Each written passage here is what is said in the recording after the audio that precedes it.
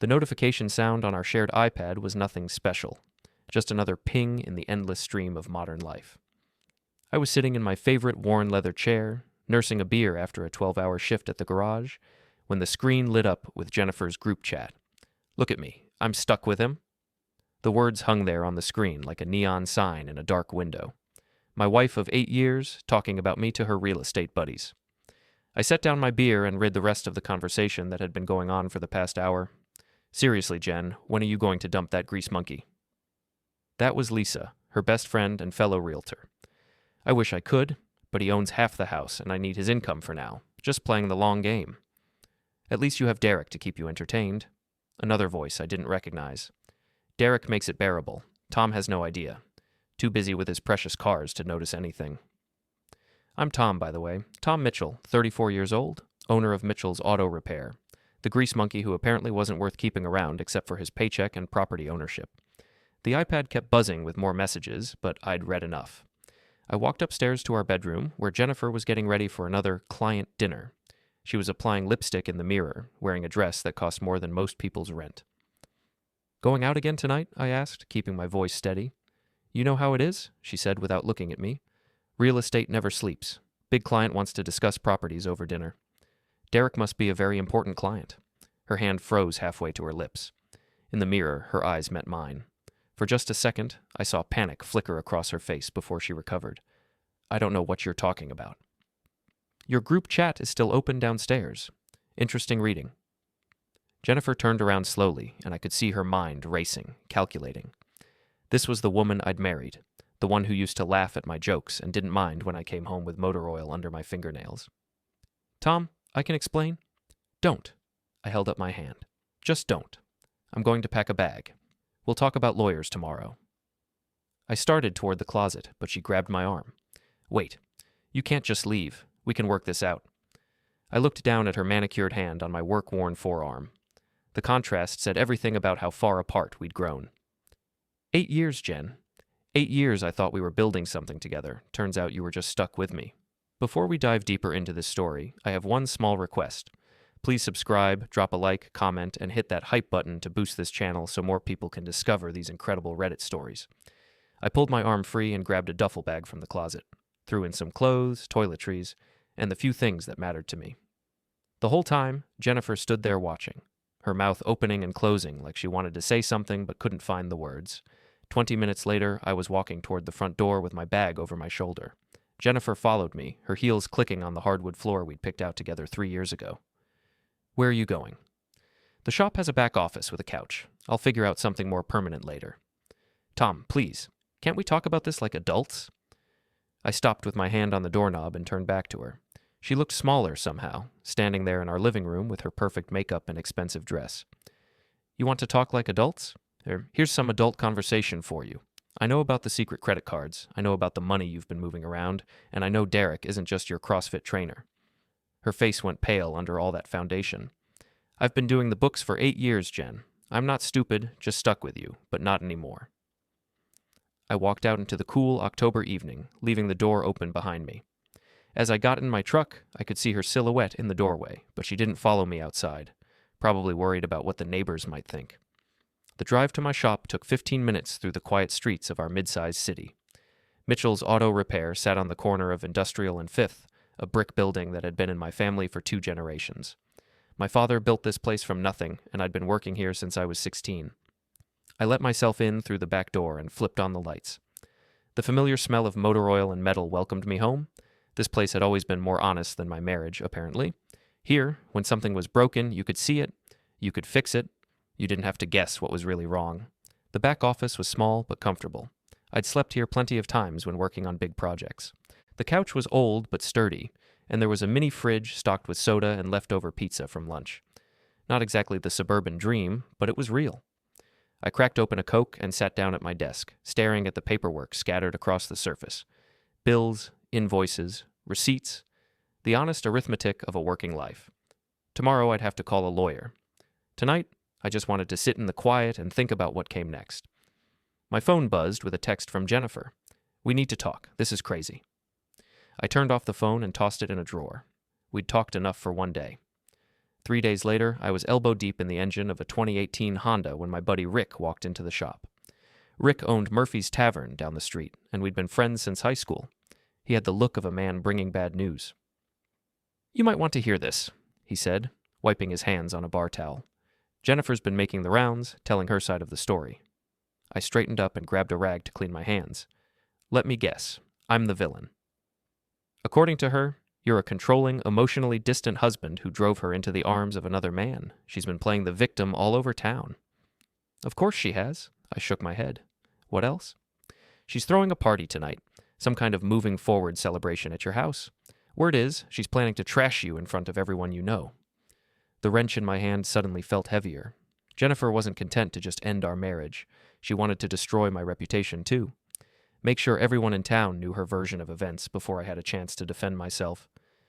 "You know what, Rick? I think I might crash that party." Rick grinned. "Now you're talking, but be smart about it. Don't give her ammunition." That evening, I drove past my own house and parked 2 blocks away. The place was lit up like a Christmas tree, with cars lining the street. Through the front windows, I could see people mingling in what used to be our living room. My living room. I walked around to the backyard, where Jennifer had set up tables and a bar. The sliding glass door was open, and I could hear laughter and conversation drifting out into the night. I recognized most of the voices. Neighbors, her real estate colleagues, people I'd considered friends. I found a spot behind the garden shed where I could listen without being seen. The conversation was exactly what Rick had warned me about. "I just feel so free," Jennifer was saying. "You don't realize how suffocating a relationship can be until you're out of it." "Tom always seemed so controlling," said Mrs. Henderson from next door, "the way he'd watch you when you went out. He was jealous of everything. My career, my friends, my independence. I should have left years ago." I gritted my teeth and kept listening. "What about that trainer of yours?" This was Lisa, her best friend. "Derek, right? He seems nice." "Derek understands me in ways Tom never could. He supports my dreams instead of trying to hold me back." That's when I heard the sliding door open wider, and a new voice joined the conversation. Male, confident, and annoyingly familiar from the gym where Jennifer worked out. Did someone mention my name? Derek, the CrossFit trainer who'd been understanding my wife in ways I never could. I'd seen him around town, mid-20s, all muscles and protein shakes, with a kind of cocky smile that made you want to rearrange his face. "We were just talking about how supportive you've been," Jennifer said, and I could hear the smile in her voice. Jennifer deserves someone who appreciates her. That husband of hers never knew what he had. "Ex-husband," Jennifer corrected. "Soon, anyway." The group laughed, and I felt something cold settle in my chest. Not anger, something calmer and more dangerous. These people were celebrating the destruction of my marriage like it was a sporting event. I stood up and walked around the shed, straight through the backyard toward the patio. Conversation stopped as people noticed me approaching. Jennifer's face went white when she saw me. "Tom, what are you doing here?" "I live here," I said calmly. "Or did you forget that part?" The patio fell silent except for the music playing from someone's phone. Derek stepped closer to Jennifer, like he was protecting her from me. The gesture was so ridiculous I almost laughed. "I don't think you should be here," Derek said. "Jennifer's trying to move on with her life." I looked him up and down slowly. He was bigger than me, sure, but I'd been in enough fights to know that size wasn't everything. More importantly, I'd been working with my hands for 18 years, while this guy had been taking selfies at the gym. "And you're helping her move on, right, Derek? Very neighborly of you." "Tom, please don't make a scene," Jennifer said. "These are my friends." "Your friends?" I nodded and looked around the group. The same friends who are drinking beer I paid for, eating food bought with money I earned, celebrating in a house I own half of. Mrs. Henderson shifted uncomfortably. A few other people started looking at their phones or finding reasons to refill their drinks. "You know what?" I continued. "I think a toast is in order." I walked over to the bar setup and grabbed a bottle of beer, twisted off the cap and held it up. "To my wife Jennifer, who's been stuck with me for 8 long years. And to her new friend Derek, who's been helping her get unstuck for the past 6 months." Jennifer's face flushed red. "Tom, stop it." To the secret credit cards, the mysterious client dinners, and the CrossFit sessions that apparently involved a lot more than just working out. Derek stepped forward, his hands clenched into fists. "That's enough, man." "You're right," I said, setting down the beer. "It is enough." I reached into my jacket pocket and pulled out a manila envelope. Inside were photocopies of Jennifer's credit card statements, bank records, and a few choice screenshots from her phone that I'd managed to recover from our shared cloud account. Jennifer, you might want to explain to your friends about the $15,000 you've spent on Derek's personal training business. Very personal, apparently. I scattered the papers across the patio table, and several people leaned in to look. Derek's face went from angry to worried in about 3 seconds. And Derek, you might want to explain to everyone how you've been charging my wife for services that most people get for free. You're crazy, Derek said, but his voice cracked a little. Am I? Because according to these receipts, you've been billing her for private sessions at some very interesting locations. Hotels, mostly. The patio was completely silent now, except for the sound of paper rustling as people looked at the evidence I'd spread out. Jennifer was staring at me with a mixture of horror and fury. How dare you? She whispered. How dare I what? Tell the truth? Present evidence? Act like an adult? I finished my beer and set the empty bottle on the table next to the papers. Enjoy the party, everyone. Try not to break anything that belongs to me. I started walking toward the sliding door, but Derek grabbed my shoulder. We're not done talking. I turned around slowly and looked at his hand on my shoulder, then back at his face. Take your hand off me, Derek, right now. Or what? Or I'll show everyone here why you should stick to lifting weights instead of lifting other people's wives. For a second, I thought he might actually swing at me. His jaw was clenched, and I could see the muscles in his arms tensing. But something in my eyes must have warned him off, because he let go of my shoulder and stepped back. This isn't over, he said. You're right, I replied. It's not. I walked through my house, past the shocked faces of people I'd known for years, and out the front door. Behind me, I could hear Jennifer trying to explain the papers I'd left behind, but her voice was shaky and unconvincing. As I got in my truck, I saw Derek storm out the front door and get into a flashy red sports car parked in my driveway. He peeled out onto the street, leaving rubber marks on the asphalt. I sat there for a minute, watching people stream out of my house. The party was definitely over. Through the front window, I could see Jennifer standing alone in the living room, holding the scattered papers in her hands. My phone buzzed with a text from Rick.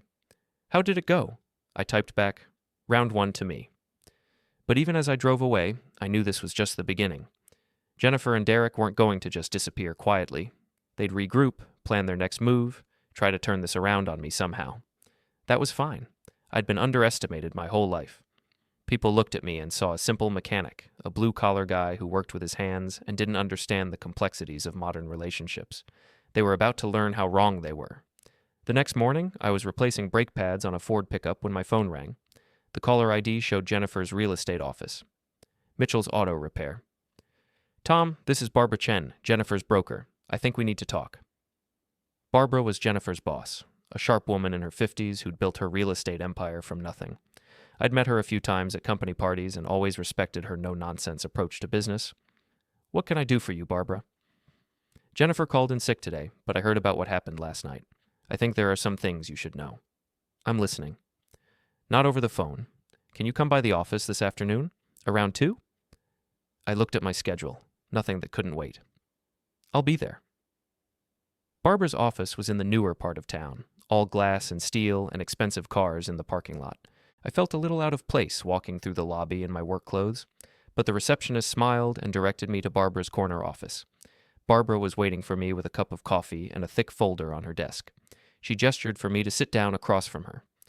Tom, I'm going to be direct with you because I think you deserve to know what's been going on. I appreciate that.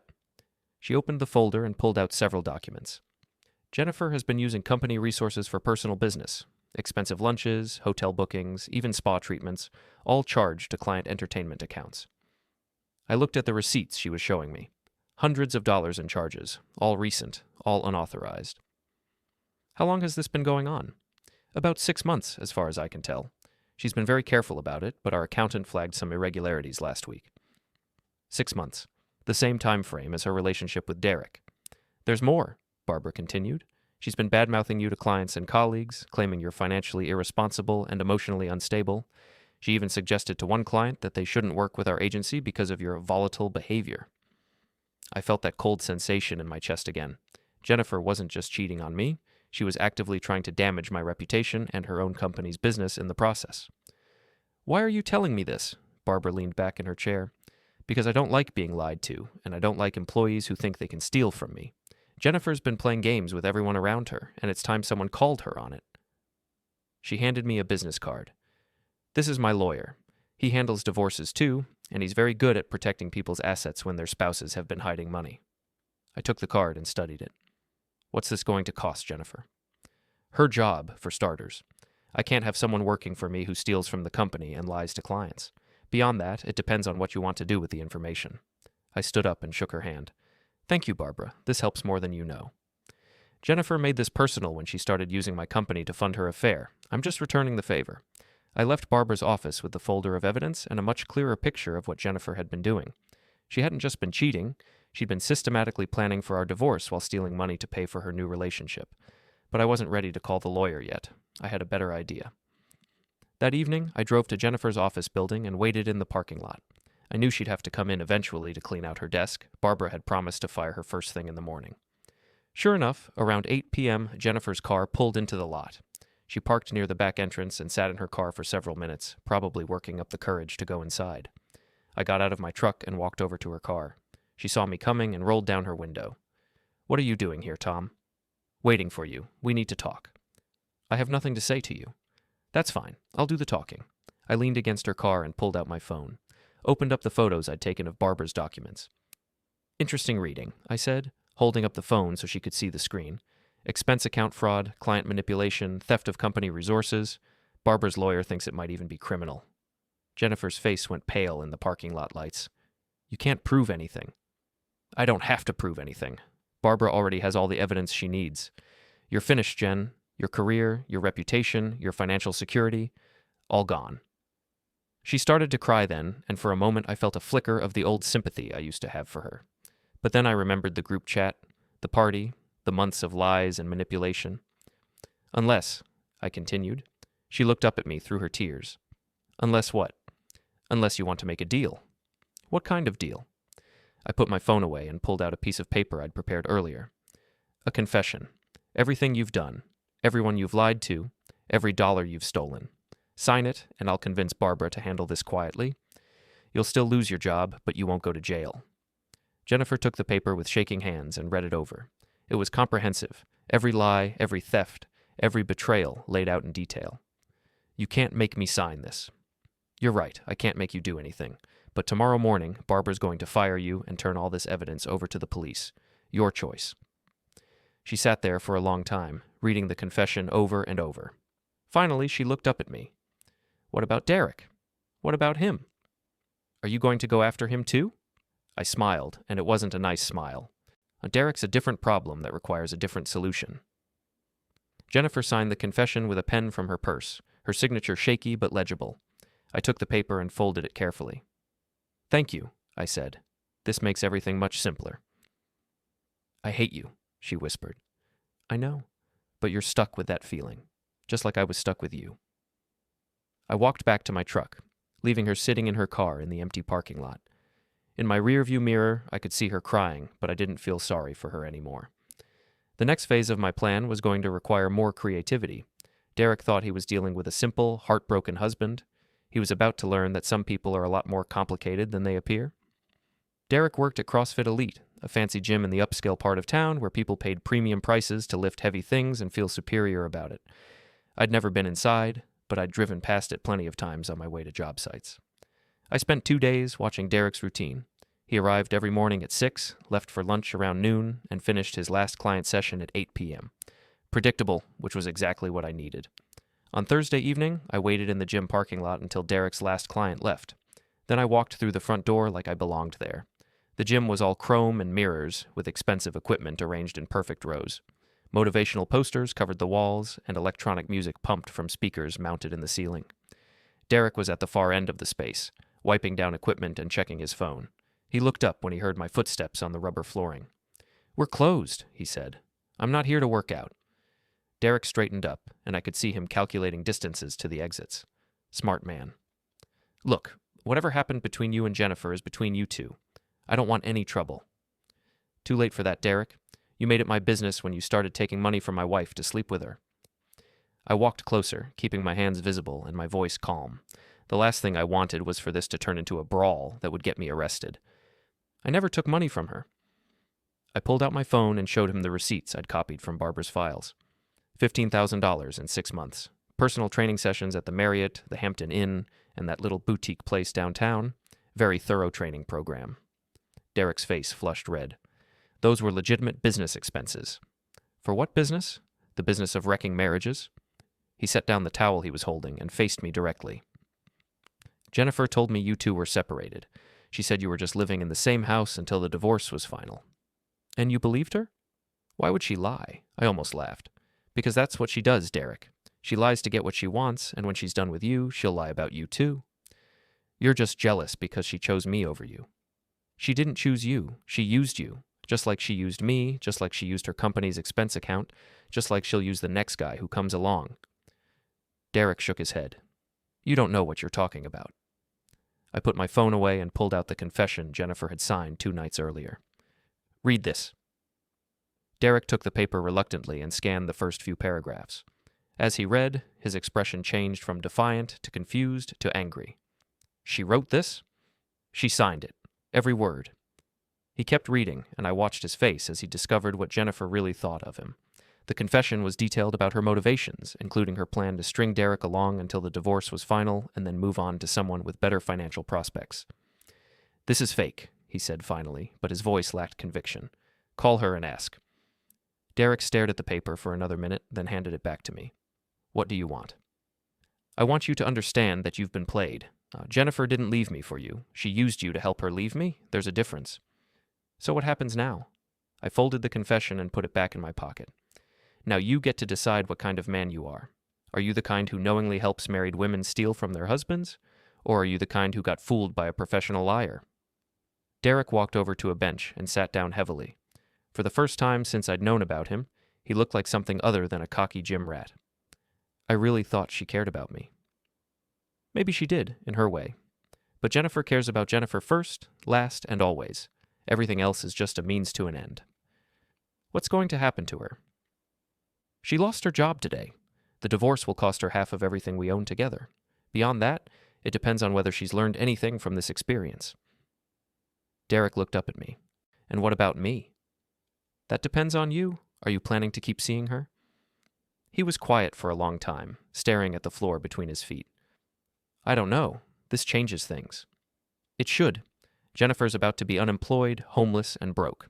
Still think she's going to choose you over her next meal ticket? Derek stood up and walked over to the window overlooking the parking lot. His reflection in the glass looked tired and older than his 26 years. I feel like an idiot. You're not an idiot. You're a guy who got lied to by an expert. It happens to the best of us. How do you stand it, knowing she played you for 8 years? I thought about that question. How did I stand it? By remembering that her choices don't define me. She's the one who has to live with what she's done. I just have to live with what I do next. Derek turned away from the window and looked at me directly. What are you going to do next? I'm going to finish this. Jennifer thinks she can destroy my reputation and steal my money and walk away clean. She's wrong. And me? You're a side effect, Derek. Jennifer's the disease. I started walking toward the exit, then stopped and turned back. For what it's worth, I don't think you're a bad guy. Just a guy who got caught up in someone else's mess. Learn from it. Derek nodded, but didn't say anything. As I walked out of the gym, I could see him in the mirrors, still standing by the window, still staring at nothing. In the parking lot, I sat in my truck for a few minutes and thought about what came next. Derek was neutralized. He'd either wise up and dump Jennifer, or he'd stick around and discover firsthand what it was like to be married to a woman who saw people as assets to be managed. Either way, he wasn't my problem anymore. Jennifer was still my problem, but not for much longer. I had one more surprise for her, something that would make sure she understood exactly what it cost to underestimate Tom Mitchell. The final phase of my plan was going to require patience, timing, and a little help from some old friends. But when it was over, everyone in town would know the truth about my marriage and my soon-to-be ex-wife. Jennifer had wanted her freedom. She was about to get more freedom than she'd bargained for. The Riverside Charity Gala was the social event of the year in our town. $500 a plate, black tie required, all proceeds going to the local children's hospital. Jennifer had been planning to attend for months, back when she thought she'd be going as the successful real estate agent married to the reliable mechanic. Things had changed. I bought my ticket 3 days before the event, using money from my business account. the same account Jennifer had tried to drain 6 months earlier before I'd changed all the passwords and moved our assets into a trust she couldn't touch. The gala was held at the Riverside Hotel, the fanciest place in town. I rented a tuxedo and spent an hour getting ready in my apartment above the shop. When I looked in the mirror, I saw a man who'd been through hell and come out the other side with his dignity intact. I arrived at the hotel at 7:30, fashionably late, but not late enough to miss the cocktail hour. The ballroom was full of the city's elite, business owners, politicians, society wives, and social climbers, everyone who was anyone in our little corner of the world. Jennifer was near the bar, wearing a black dress that probably cost more than most people's car payments. She was talking to a group of women I recognized from her real estate office, though I noticed Barbara wasn't among them. Derek was nowhere to be seen. She spotted me across the room and her face went white. I raised my glass of whiskey in her direction and smiled. The evening progressed with dinner, speeches, and the usual charity auction. I bid on a few items, nothing expensive, just enough to participate. All the while, I kept an eye on Jennifer. She was working the room like a politician, shaking hands and making small talk, but I could see the strain in her smile. Around 9:30, the master of ceremonies announced that there would be a special presentation before the final auction. That was my cue. I walked up to the podium and took the microphone from the surprised MC. Ladies and gentlemen, thank you for your attention. My name is Tom Mitchell, and I have a story to tell you. The ballroom fell quiet. 500 people turned to look at me, including Jennifer, who was standing frozen by her table. 8 years ago, I married a woman I thought I knew. Jennifer Mitchell, some of you know her from Chen Realty. Beautiful, ambitious, charming, everything a man could want in a wife. I paused and looked directly at Jennifer across the room. What I didn't know was that my wife saw our marriage as a business transaction. I was the reliable income, the steady provider, the safe choice while she pursued more exciting opportunities. A murmur went through the crowd. People were looking back and forth between me and Jennifer, sensing drama. 6 months ago, Jennifer began an affair with her personal trainer. She used company funds to pay for hotel rooms and expensive dinners. She lied to clients, colleagues, and friends about our relationship. She even tried to steal money from our joint accounts to fund her new lifestyle. Jennifer started moving toward the exit, but I wasn't finished. But the most interesting part of this story isn't the cheating or the stealing. It's what happened when I found out. I pulled out my phone and held it up. Jennifer wrote a confession detailing everything she'd done. Every lie, every theft, every betrayal. She signed it voluntarily, thinking it would keep her out of jail. The room was completely silent now. Even the waiters had stopped moving. In that confession, she admitted that she never loved me. Our entire marriage was a convenience for her, a way to maintain her lifestyle while she looked for something better. She described me as useful but temporary. I could see Jennifer near the exit, tears streaming down her face, but she wasn't leaving. She was trapped by the crowd of people who had turned to stare at her. The reason I'm telling you this story isn't revenge, it's truth. For 8 years, I believed I was in a partnership. I worked 60-hour weeks to support our life together. I trusted my wife with our finances, our future, our most intimate secrets. I set down my phone and gripped the podium. Jennifer wanted everyone to believe I was a controlling, jealous husband who drove her away. She wanted sympathy for her difficult situation, understanding for her poor choices. She wanted to be the victim in this story. The silence in the room was complete now, 500 people hanging on every word. But victims don't steal $15,000 from their employers. Victims don't manipulate expense accounts to fund affairs. Victims don't systematically plan the destruction of their marriages while pretending to work on them. I looked around the room, making eye contact with faces I recognized. Business owners, community leaders, people who would remember this night for years to come. Jennifer isn't a victim. She's a predator who got caught, and now everyone knows it. I stepped away from the podium and walked toward the exit. The crowd parted in front of me, creating a clear path through the ballroom. As I passed Jennifer's table, I stopped and looked down at her. "You said you were stuck with me," I said quietly, just loud enough for the nearby tables to hear. "Turns out I was stuck with you, but not anymore." I walked out of the ballroom and through the hotel lobby, leaving behind the shocked silence and the whispered conversations that were already beginning. In the parking lot, I loosened my tie and took a deep breath of the cool night air. My phone was buzzing with texts and calls, but I ignored them. I'd said everything I needed to say. I drove back to the shop and changed out of my tuxedo, put on jeans and a work shirt, clothes that felt honest and real after the artificial elegance of the gala. Tomorrow, the whole town would be talking about what happened at the Riverside Hotel. Jennifer's reputation would be destroyed, her social circle would abandon her, and her chances of rebuilding her career in this city would be essentially zero. Derek would probably disappear completely, unwilling to be associated with the scandal. Jennifer would have to start over somewhere else, with nothing but the clothes on her back and the knowledge that her own choices had brought her to this point. I sat in my office chair and opened a beer, looking out at the empty street through my window.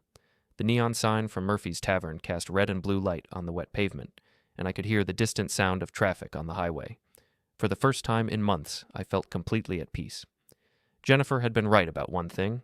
She was stuck with me for 8 years. But she'd been wrong about everything else. She'd underestimated my intelligence, my resourcefulness, and my willingness to fight for the truth.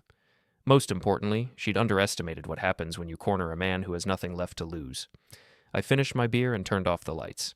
Tomorrow I'd start rebuilding my life, but tonight I was content to sit in the darkness and listen to the honest sounds of the city around me. Jennifer had wanted her freedom. Now she had all the freedom in the world.